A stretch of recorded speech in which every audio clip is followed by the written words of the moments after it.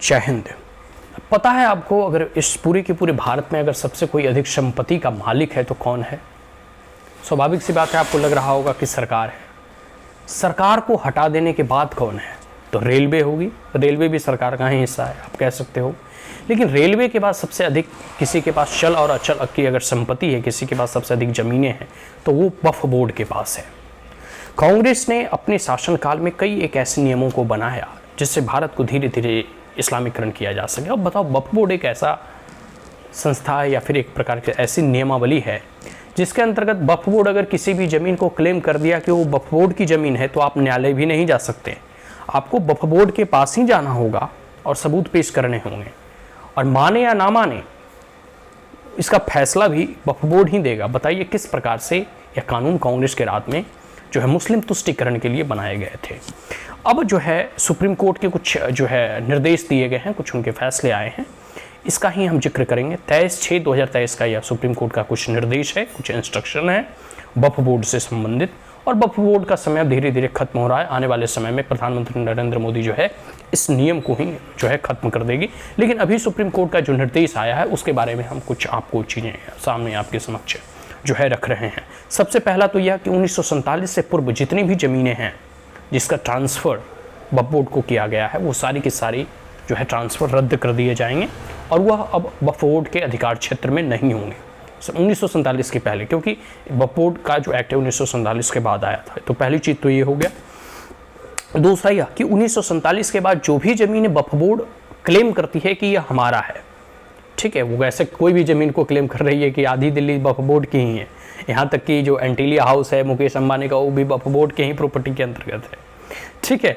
तो ये जो क्लेम करती है ना वक्फ बोर्ड, तो अब इसको 1947 के बाद जितनी भी ज़मीनें इनके पास है, इस पर जो इनका क्लेम है, इसको लिए इन्हें जो है कागज़ बाकायदा सरकार को और न्यायालय को दिखाना होगा।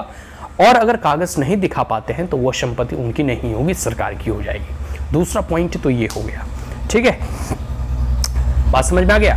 तीसरे पॉइंट कहते हैं कि शत्रु अधिनियम 2017, इसका बहुत बड़ा सिग्निफिकेंस है। आप जो है कह सकते हो कि भारत सरकार के द्वारा या फिर मोदी से गवर्नमेंट के द्वारा लाया गया शत्रु अधिनियम 2017। इसमें है कि जो 2062, 65 और 71 के युद्ध में जो भी डरकर भारत से भाग गए थे, जो जिनकी संपत्ति भारत में रह गई, या फिर जैसे 1947 के विभाजन में ही बहुत सारे मुस्लिम वगैरह भारत छोड़कर जो गए, उनकी भी जो प्रॉपर्टी है, संपत्ति है, तो ऐसे लोगों की संपत्ति पर वक्फ बोर्ड क्लेम नहीं कर सकती कि वह संपत्ति वक्फ बोर्ड की हो गई, ठीक है, बात समझ में आ गया।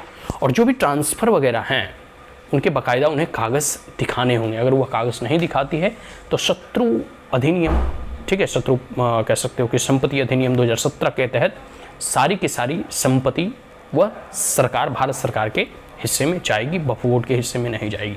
तो ये सब कुछ इंस्ट्रक्शंस जो हैं सुप्रीम कोर्ट माननीय सर्वोच्च न्यायालय के द्वारा जो है 23/6/2023 को दिए गए हैं। इसके साथ साथ जितने भी वक्फ बोर्ड के द्वारा अतिक्रमण किया गया है, इसको लेकर तमाम हिंदू अब जागरूक हों। आपको लगता है कि कहीं भी वक्फ बोर्ड आपकी प्रॉपर्टी या किन्हीं भी हिंदुओं की प्रॉपर्टी हो गया, मंदिर हो गया, या कहीं भी यह क्लेम कर रही है कि यह वक्फ बोर्ड की प्रॉपर्टी है, और आपको यह मालूम है कि यह वक्फ बोर्ड की प्रॉपर्टी नहीं है, या उसे ज़बरदस्ती हड़पने का प्रयास किया जा रहा है, उस पर ज़बरदस्ती अतिक्रमण करने का प्रयास किया जा रहा है, इस परिस्थिति में आप न्यायालय जा सकते हैं और उसका अगेंस्ट जो है केस फाइल कर सकते हैं। और सबसे बड़ी बात है ना कि अतिक्रमण से मुक्ति का एक बहुत ही अच्छा यह माध्यम है, और सुप्रीम कोर्ट के द्वारा यह निर्देश जो है ऑलरेडी दे दिया जा चुका है। तो एक बहुत ही अच्छा कदम माननीय न्यायालय के द्वारा उठाया जा रहा है। और धीरे धीरे जैसे जैसे इस पर वाद विवाद चल रहा है, आने वाले समय में जब जनता का कह सकते हो कि एक बुलंद आवाज़ के तौर पर प्रधानमंत्री नरेंद्र मोदी से सब लोग जब इस बात को जोरदार तरीके से वहाँ रखेंगे कि आपको जो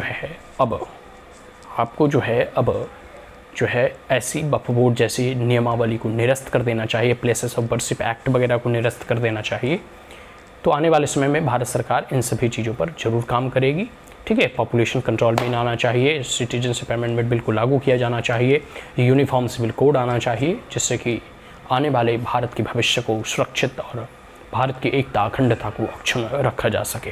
तो आज के लिए इतना ही। इन तमाम निर्देशों के लिए हम माननीय सुप्रीम कोर्ट और सर्वोच्च न्यायालय का आभार व्यक्त करते हैं, उनका स्वागत करते हैं। जय हिंद, जय मां भारती।